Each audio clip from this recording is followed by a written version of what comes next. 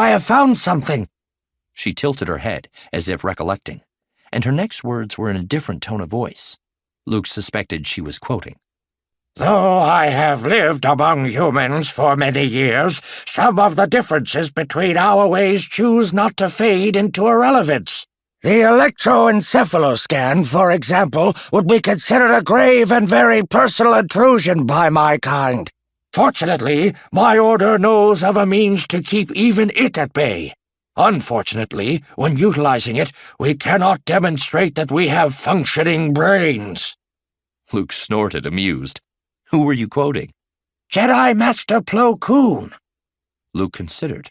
Plo Koon had been a Jedi in the last years of the Old Republic, had died, in fact about the time Luke was being born, one of the many victims of Emperor Palpatine's Order 66.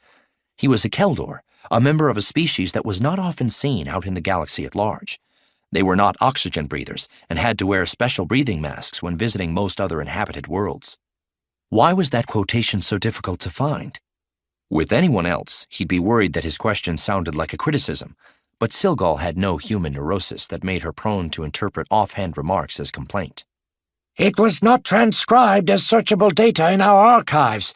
It was a recording of an interview between Plo Koon and a Jedi Knight who was assembling a documentary project on the species represented within the Order.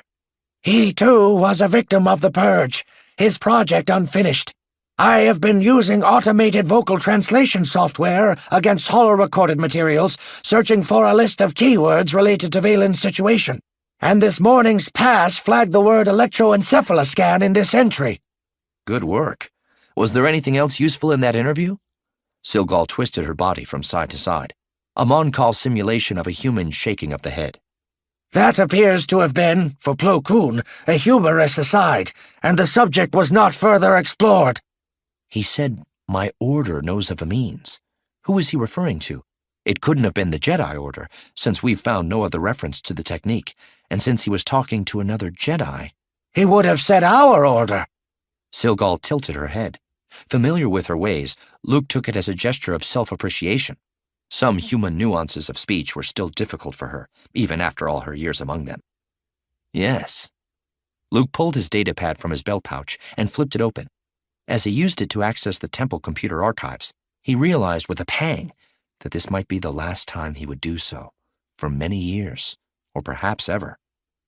He scanned Plo Koon's service file. He knew many of its details already. His own studies had made him very familiar with the career of his own first master, Obi-Wan Kenobi, and Obi-Wan's teachers and confidants.